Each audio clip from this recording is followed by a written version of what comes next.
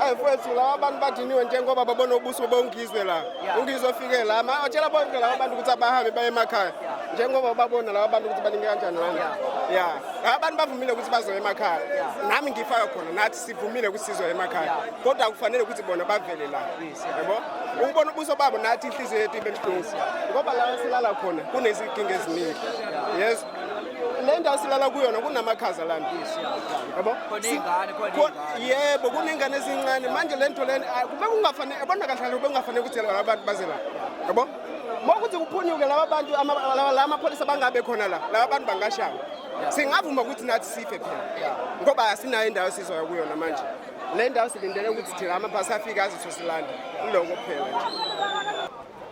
Ubona namhlanje abantu akekho happy because lo muntu uxoshele engine manje uyafika la ufuna uvisa abantu.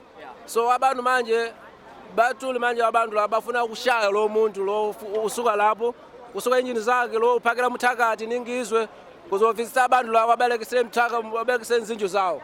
Uyangizwa kodwa la abantu akekho happy namhlanje.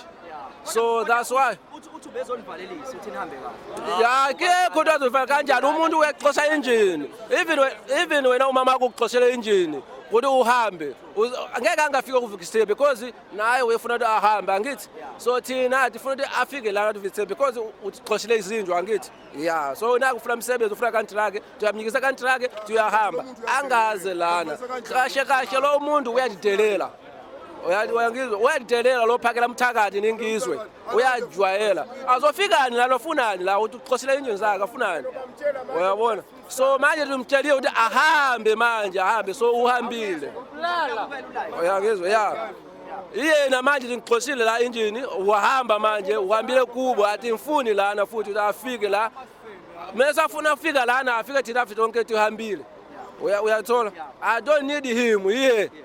You understand what I'm saying? Thank you. Anyone?